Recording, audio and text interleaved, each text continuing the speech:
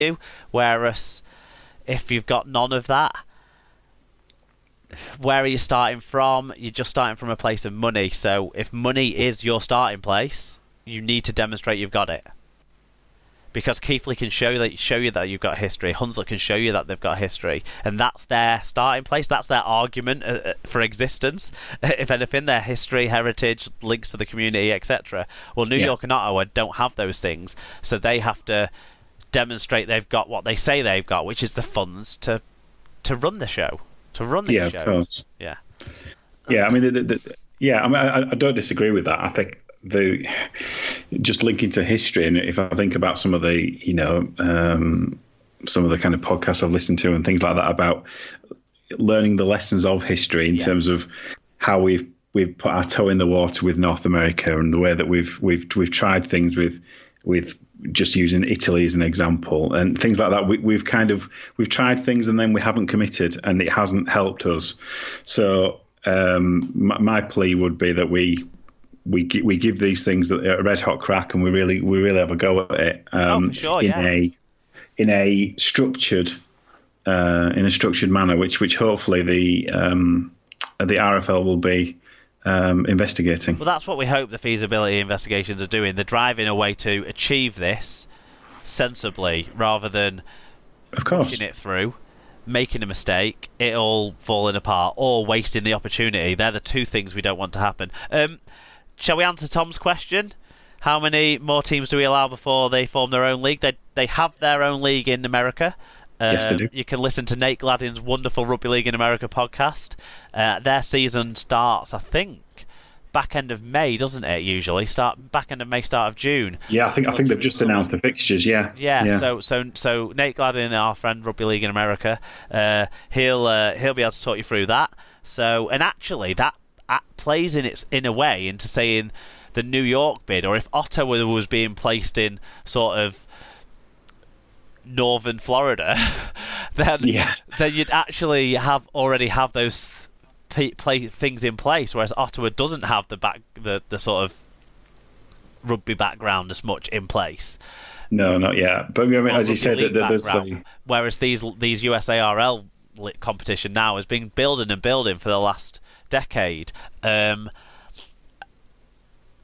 I think it'd be wonderful if we had a competition where we could tap into that market ourselves from at the top level and have your Leeds and your Wigan and your London and your Warrington and your St Helens and potentially bigger franchises here playing with franchises over there on a regular basis and maybe have a conference sort of set up. But we'll rather than lose it all, like we don't want to build them and then them split away because we get no benefits from that and our sport ends up in a similar position potentially as to what it is now unless they create a significant enough amount of interest, which I think it's hard for me to imagine them breaking through the stranglehold that the association football has and even that the NFL has nowadays.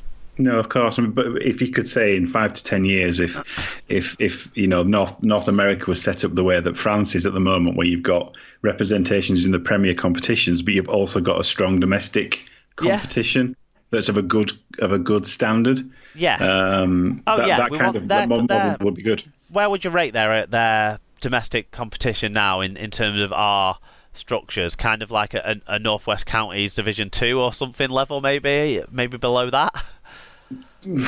I can't comment on I haven't seen the quality of it. I don't know. But what I do know is that it's the adult game. Yeah, but it's a regular structure, isn't it? And there are so and it competes on its own, No, but you say so the point I'm driving at, I suppose, is the French competition. The is it Elite 1 or whatever it's called? I don't know. The French league, anyway. That division is probably on a par with somewhere between the National Conference and League One. That kind of bottom semi-pro level. The best teams will be able to compete in League One, and the worst teams would still be competitive in a national conference. In terms of what they would face over here. That's I think where you would place those teams. The American competition is a number of steps down the ladder from that. But if you got that up to that level, then yes, we're absolutely succeeding, aren't we? Yeah, no, and this is the thing. It's not a lack of talent, is it? It's a lack of infrastructure that we need to sort out. And having a pathway to a New York team and ultimately probably maybe two teams in Canada as well is no bad idea. A second French team in the top tier. Yeah. Exactly. Okay. We've talked about that a lot. Let's now talk about some games from Super League.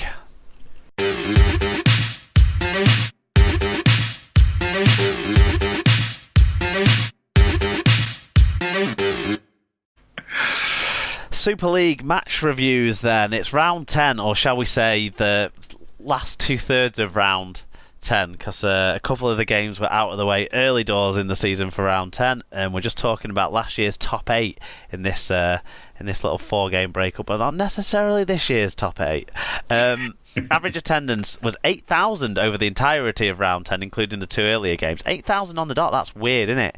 6th best out of the 10 rounds so far, but not a horror figure, I wouldn't suggest. Do you want to take us through the first of the games, which took place on Thursday night, Alan? Thursday night, Super League on Thursdays. Yep. So this one took place on Thursday, and it was Huddersfield 20, Castleford 18, 8-6 to Cass at half time. 4,684 people and 1 or 2 cowbells in attendance, and Ben Thaler was the man with the whistle. We were lamenting before recording about how poor the Super League website is in terms of team stats, so it's a lament about that, I'm afraid. So we don't have team statistics. Yeah, but in terms, I think Mitch Clark plays for Cass, so when he does a turn out for them, he doesn't actually get counted, and therefore we can't properly compare the two teams if likes for likes. Players. Yeah.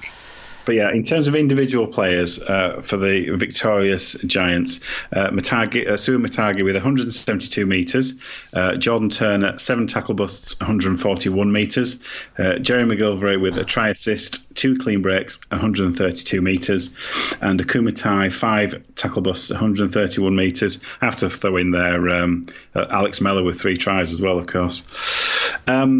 In terms for the losing Cass side, Liam Watts, 41 tackles, 10 of which are marker tackles, and 131 metres, going both ways there. Greg Eden with a try, 162 metres.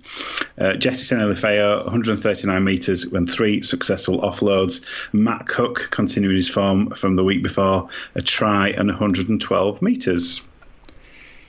Yeah, so who got in touch about this one? Yeah, not tons for Thursday night actually this time around, but a few. Paul O'Brien, POB1976 on Twitter, said, a great game for the neutral, a game that went one way then the other, but Huddersfield just had the edge. Milner's ill discipline with tackles in the bank was costly for Cass. Great result for Giants. Yep, so M9UHL says, I think the Cass fans were projecting subliminal messages. Yes, we get it. You hate Leeds scum.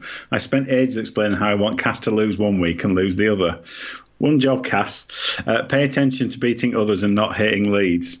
Also change the video ref decision criteria, out of touch and grounding. Interesting one. Lazy defenders touching attacking runners with nothing to do with play getting good tries chalked off. We'll talk about obstruction calls in a bit, I guess.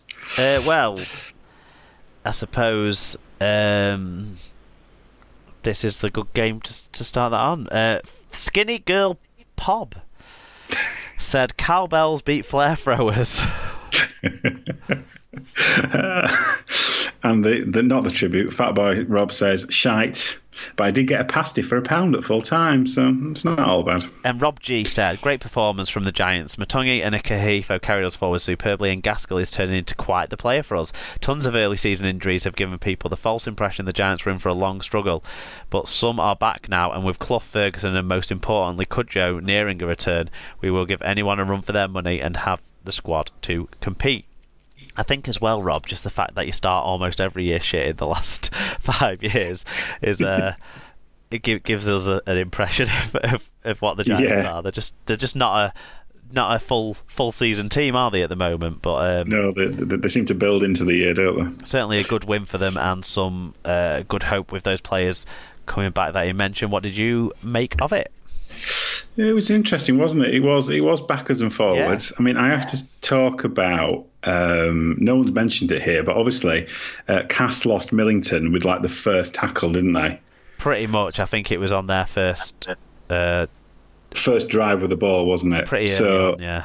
Pretty early on, first couple of minutes anyway. So not a time you'd expect to lose one of your forward rotations. So that's always gonna have an impact on you. Can we talk about the obstruction call? Yeah, go for it. I have to say, I thought a certain Sky journalist who's got two jobs. He did you mean the failed winger? Failed winger, that's the one. Failed winger. He actually did a pretty good job of explaining it at half time in terms of yes, it's obstruction, but no, it should have been a try. Yeah. I think that's totally fine. I think that's totally right. Yeah. It was, I think we need a. So this was Lee.